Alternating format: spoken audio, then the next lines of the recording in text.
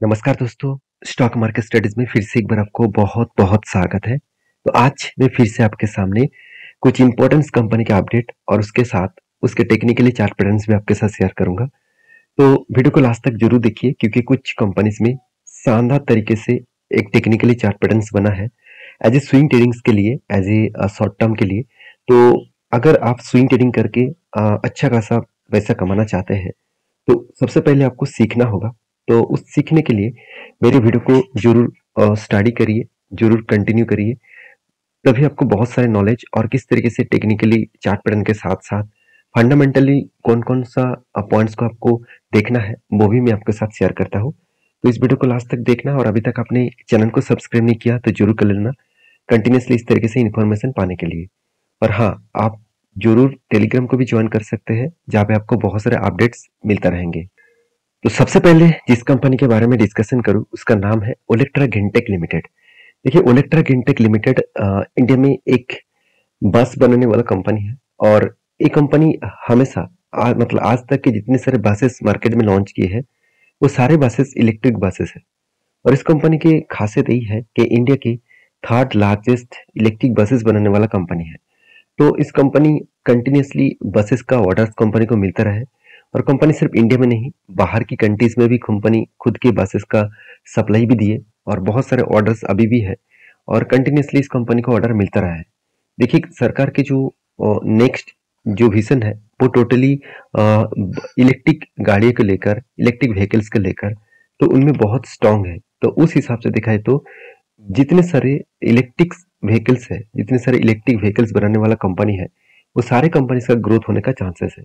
अभी देखिए, इस कंपनी का मार्केट कैप 10,000 करोड़ के आसपास है। इसका मतलब अभी भी कंपनी एक स्मॉल कैप टाइप कंपनी है। तो हाई पोटेंशियल है, हाई ग्रोथ है इस कंपनी का आगे बढ़ने का। तो मुझे कंपनी में बहुत सारे पॉइंट्स पॉजिटिव लगा। जैसे कंपनी का सबसे पहले जो चीज मैं देखता हूँ वो है डेप्थ। कंपनी का डेप्थ एकदम ना के बराबर है। और दूसरी बात, कंपनी का जो इनकम है वो भी ठीक ठाक है। कंपनी के प्रोमोटर के पास होल्डिंग वो भी ठीक है। कंपनी के फ्री कैश फ्लो, जहाँ पे कंपनी के कैश फ्लो में पॉजिटिव होना चाहिए था वहां पे नेगेटिव है। तो इस चीज को देखकर आपको शायद आपको ये लग रहा होगा कि कंपनी में खराबी है। ऐसे बिल्कुल भी नहीं। कभी कभी क्या होता है, कंपनी खुद को बिजनेस को बड़ा करने के लिए हाथ में जो पैसा पड़े हुए हैं उस पैसे को फिर से वो बिजनेस में री इन्वेस्ट कर देते हैं। तो मेरे हिसाब से यहाँ पे एक प्लस पॉइंट के हिसाब से देखना चाहिए, यहाँ पे माइनस पॉइंट के हिसाब से नहीं। तो कंपनी में जैसे देखिए, डेटोस डे यहाँ पे ज्यादा दिन लग रहा है।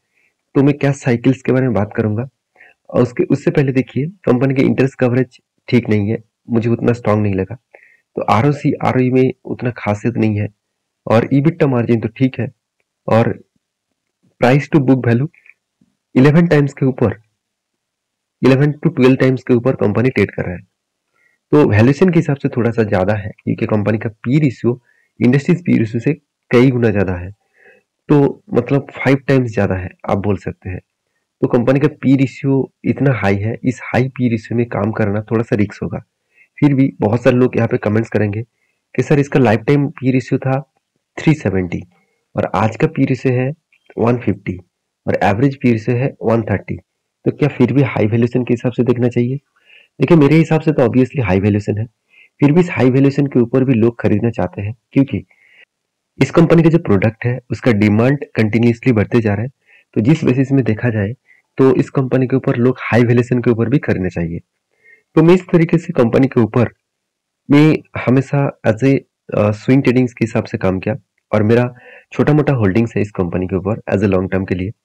और कहाँ पे मैंने स्विंग ट्रेडिंग्स लिया मैंने आपको शेयर करूंगा। उससे पहले दो पॉइंट्स आपके साथ शेयर करूंगा।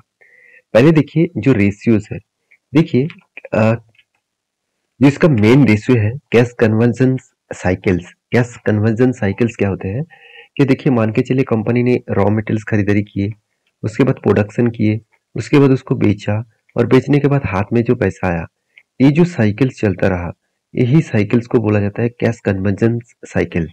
इस साइकिल कितने दिनों में कंप्लीट हो रहा है, इसका मतलब कंपनी जो प्रोडक्ट बना रहा है वो प्रोडक्ट बनाने से बेचने तक और हाथ में पैसा आने तक कितने टाइम लग रहा है।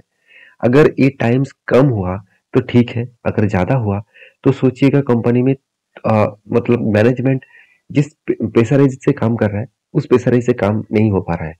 तो यहाँ पे देखा जाए तो एक दिन मतलब एक टाइम 300 दिन, 280 दिन, 185 दिन लग रहा था, और आज कितना है? 79 डेज, ऑलमोस्ट 80 दिन के आसपास। और पिछली बार कितना था? 40 दिन।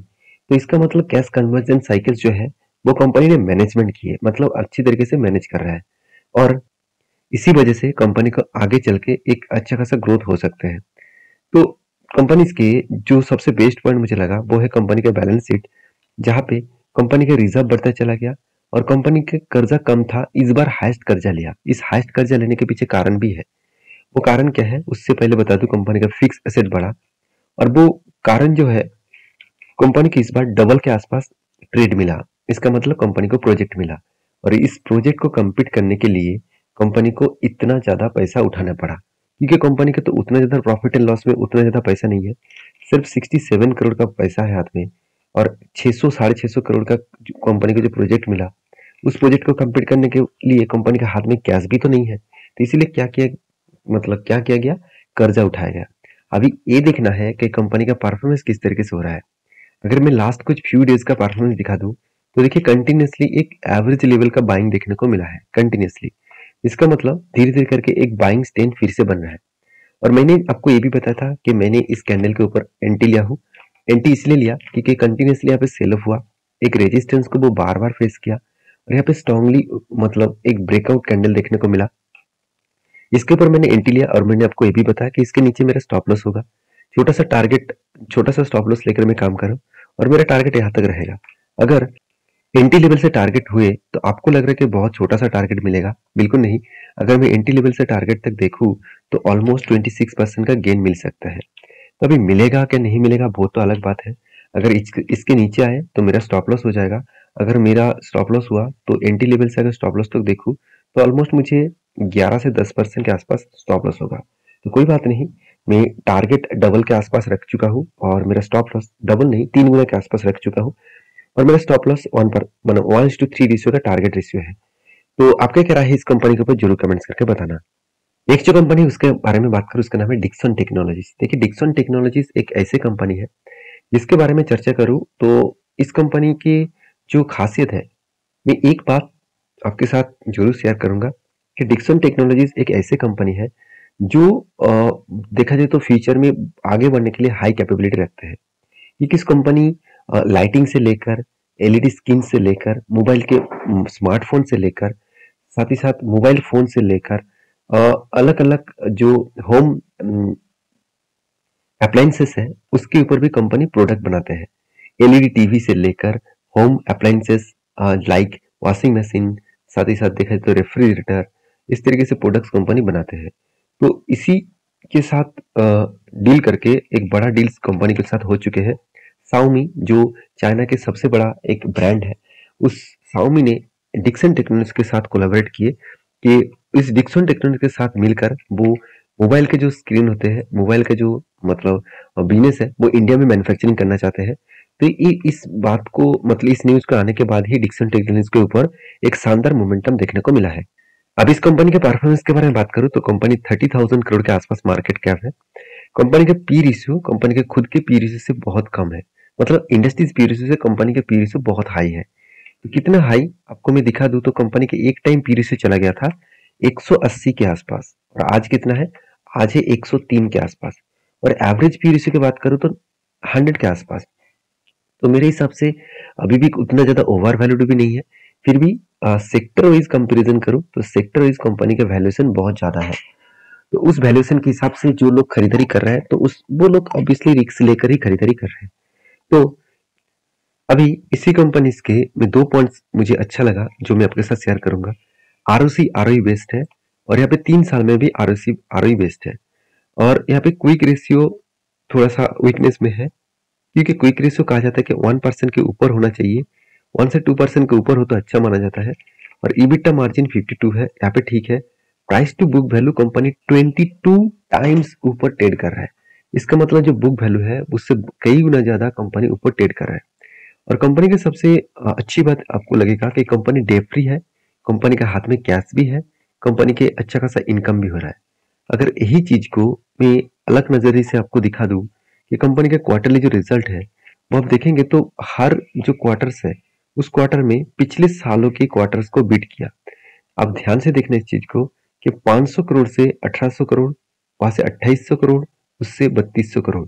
तो इस बार कंपनी कंटिन्यूअसली हर साल को वो बीट किए अच्छी तरीके से। तो मेरे हिसाब से एक प्लस पॉइंट है। इस प्लस पॉइंट के हिसाब से यहाँ पे कंपनी का नजरिया देखने को मिला। तो यहाँ पे कंपनी का सेल्स के साथ साथ एक्सपेंस भी कंपनी कंट्रोल किए। उसके बाद कंपनी अच्छा खासा प्रॉफिट भी जनरेट किया। अभी जो प्रॉफिट जनरेट हुआ वो आप देखेंगे तो इस बार कंपनी का हाईएस्ट प्रॉफिट नहीं है। उससे पहले कंपनी का हाईएस्ट प्रॉफिट था। अगर एक साल के पीछे चले जाऊं तो सालाना जो प्रॉफिट हो रहा था उस प्रॉफिट को सालाना जो प्रॉफिट हो रहा था उस प्रॉफिट को मैं मार्किंग करूं तो आप देखेंगे तो कंटिन्यूअसली हर साल में खुद को कंपनी बीट करते चले जा रहा है। तो एक प्लस पॉइंट के हिसाब से देखना चाहिए। और इस कंपनी के ऊपर अगर मैं डेटा आपको दिखा दूं एज ए लास्ट कुछ फ्यू डेज का डिलीवरी का डेटा, तो देखिए कंटिन्यूअसली कंपनी के ऊपर क्या हो रहा है, एक एवरेज बाइंग हो रहा है। इसका मतलब उतना ज्यादा स्ट्रांगली क्वांटिटी उठाया नहीं जा रहा है, मतलब थोड़ा सा अभी भी प्रेशर है जिसके चलते हुए उतना ज्यादा क्वांटिटी अभी नहीं उठाया जा रहा है। अभी कंपनी की चार्ट पैटर्न्स के बारे में बात करूं तो यहाँ पे सब कुछ आपको दिखेगा, तो फिर भी क्वांटिटी कम कम उठाया जा रहा है। और उसके बाद भी कंपनी के ऊपर एक अच्छा खासा मोमेंटम देखने को मिला है।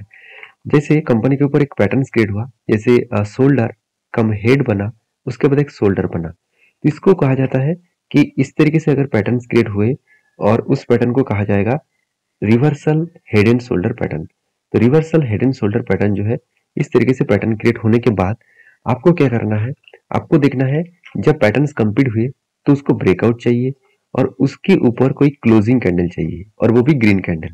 तो उस ग्रीन कैंडल के ऊपर आपका एंटी बनेगा और एंटी का जो टारगेट लेवल रहेगा, जो आपका जो बॉडी का जो साइज है उसी का आपका टारगेट रहेगा। तो यहाँ पे ऑलमोस्ट जो टारगेट बन रहा है वो 44% के आसपास। तो मैं तो एंटी ले चुका हूँ, आपका क्या राय है मुझे जरूर कमेंट्स करना। और अगर आपको यहाँ पे एंटी लेना है तो प्लीज आपके रिस्क के हिसाब से लीजिए, क्योंकि ये मेरा खुद का ट्रेड है। मैं खुद का रिस्क को मैनेज करके काम करना जानता हूँ और आप भी आपके रिस्क को मैनेज करके काम करिए, क्योंकि मेरे तरफ से कोई भी बाय एंड सेल का रिकमेंडेशन नहीं है कि आपको ये लग रहा है कि सर ने खरीदारी की है तो मैं भी कर लूंगा, ऐसे बिल्कुल नहीं। आपको मैं सिखाने के लिए, सारी चीजों को समझाने के लिए आया हूँ।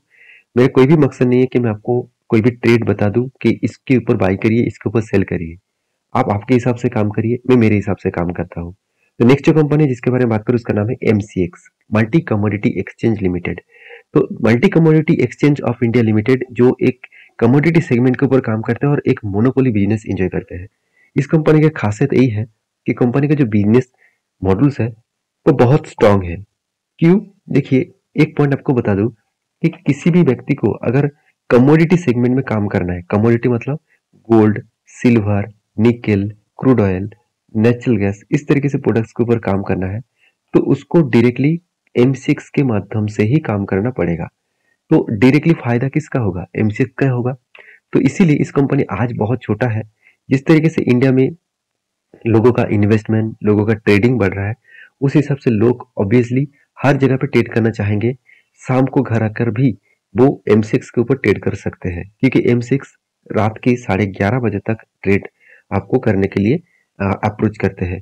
तो मतलब टाइम दिया गया है। तो मैं कोई आपको ट्रेडिंग करने के लिए बता नहीं रहा हूँ, मैं आपको ये बता रहा हूँ कि इस टाइम तक ट्रेड होता है। अगर जो लोग M6 के ऊपर ट्रेड करना चाहते हैं वो कर सकते हैं। उसके लिए आपको नीचे डीमेट अकाउंट का लिंक मैं दे चुका हूँ, जाकर उस डीमेट अकाउंट से अकाउंट ओपन कर सकते हैं। तो मेरे तरफ से आपको टेलीग्राम को ज्वाइन करने का मौका मिलेगा, जहाँ पे आपको एज ए लर्निंग के लिए बहुत कुछ सीखने को और देखने को मिलेगा। तो जाकर ज्वाइन करिए, नीचे मतलब अकाउंट ओपन करिए, नीचे लिंक सारे अवेलेबल है। तो देखिए कंपनी के ROC ROE तो ठीक ठाक है। कंपनी के इंडस्ट्रीज पी रेशियो, कंपनी के एनुअली इनकम, सब कुछ आपको यहाँ पे दिखेगा। और कंपनी का देखिए डेप फ्री कंपनी है, 1 रुपया कंपनी का डेप नहीं है। कंपनी के प्रोमोटर के पास होल्डिंग्स 0 है। बहुत सारे लोगों का यही कमेंट्स है कि सर जब कोई कंपनी का प्रोमोटर 0 होता है तो हम लोग को यही लगता है कि कंपनी खराब हो गया क्योंकि प्रोमोटर खुद माल बेचकर भाग गया। ऐसे बिल्कुल नहीं होता। कभी कभी प्रोमोटर कुछ कुछ कुछ कंपनीज में प्रोमोटर नहीं होता है। जैसे आप देखेंगे L&T जैसे कंपनी, इतने बड़े कंपनी के ऊपर प्रोमोटर नहीं है। ITC जैसे कंपनी के ऊपर प्रोमोटर नहीं है। तो इसका मतलब ये नहीं कि वो कंपनी खराब हो गया, बेकार हो गया।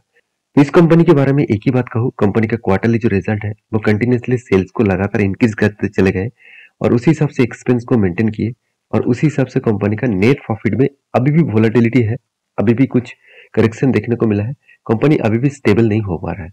तो फिर भी लॉन्ग टर्म जर्नी के लिए इस कंपनी के ऊपर सोच सकते हैं। और जब जब ट्रेडिंग कोई भी ट्रेड मिलता है तो मैं जरूर ट्रेड लेता हूँ। तो इस बार कहाँ पे ट्रेड मिला वो मैं आपके साथ शेयर करूँ, तो ध्यान से इस चीज को देखना। उससे पहले कंपनी के लास्ट कुछ फ्यू डेज का डिलीवरी रिपोर्ट दिखा दूं, तो कंपनी के ऊपर उतना खास डिलीवरी यहाँ पे नहीं उठ रहा है। तो कंपनी का जो डेट बना था तो मैंने आपको ये भी मेंशन किया, तो एक कप विद हैंडल बटन्स बना, तो 2-3 बार हैंडल बना। तो मैंने आपको ये भी बताया जब जब कोई 3-4 बार कोई हैंडल क्रिएट करे तो इसका मतलब समझ लेना यहाँ पे एक बड़ा सा एंटी लेवल जो बनेगा, बड़ा सा टारगेट अचीवमेंट जरूर होगा। तो देखिए जब इस कैंडल ने ब्रेकआउट दिया और इसमें कंफर्मेशन कर दिया, तो मैंने आपको मेंशन किया कि जब 50% ऑलमोस्ट टारगेट के आसपास ब्रेकआउट हुआ तो मैं कभी एंट्री नहीं लेता, मैं करेक्शन का इंतजार करता। जब यहाँ पे आया तो मैंने आपको वीडियो बना के शेयर किया था और उस वीडियो बहुत सारे दोस्तों ने देखे भी। आप अगर देखे तो मुझे जरूर कमेंट्स करना। इस लेवल में जब आया था मैंने इस जगह पे एंट्री लिया और मैंने ये भी सोच के रखा था और भी करेक्शन होगा, इस लेवल तक आएगा तो मैं और भी क्वांटिटी ऐड करूंगा। और देखिए नेक्स्ट डेज में क्या हुआ, कंटिन्यूसली एक बिग बाइंग जर्नी देखने को मिला और मेरे हिसाब से अच्छा खासा यहाँ पे टारगेट मिल सकते हैं। मेरे एंटी लेवल से अगर टारगेट यहाँ तक मिले तो ऑलमोस्ट मुझे 20% के आसपास टारगेट मिल सकता है। देखिए मेरा एंटी लेवल कहाँ पे था वो मैंने आपके साथ शेयर किया हूँ। और आपका क्या इस कंपनी के ऊपर राय है, आपने क्या सही में सोच समझ कर स्टडी करके काम किए, तो मुझे जरूर कमेंट्स करके बताना। तो नेक्स्ट जो कंपनी है उसके बारे में बात करूँ, उसका नाम है श्री वेंकटेश रिफाइनरीज लिमिटेड। तो श्री वेंकटेश रिफाइनरी लिमिटेड जो है उस ये कंपनी देखा जाए तो एक रिफाइनरी कंपनी है, एक एडिबल ऑयल इंडस्ट्रीज कंपनी है। तो इस कंपनी के बारे में बात करूं तो कंपनी के ऊपर एक बहुत बड़ा अपडेट आया, वो क्या है, बोनस का। कंपनी 27 अक्टूबर में कंपनी आपको एक के बदले एक शेयर देने वाला है। इसका मतलब आपके पास अगर 100 शेयर है तो उसके बदले आपको 100 शेयर एक्स्ट्रा बोनस के हिसाब से मिलेगा। आप इस बात को भी याद रखना, कंपनी का जो करंट प्राइस है करीबन 200 इसका प्राइस है, तो जब स्प्लिट बोनस मिलेगा तो आपको प्राइस भी 100 में देखने को मिलेगा, तो एडजस्टमेंट यहाँ पे हो जाएगा। तो आई होप वीडियो में आपको बहुत कुछ सीखने को मिला। तो वीडियो अगर अच्छा लगे तो लाइक करना, दोस्तों के साथ शेयर भी करना, चैनल को सब्सक्राइब भी करना। मिलते हैं नेक्स्ट वीडियो में, तब तक के लिए अच्छे से रहिए, अपने ख्याल रखिए, धन्यवाद।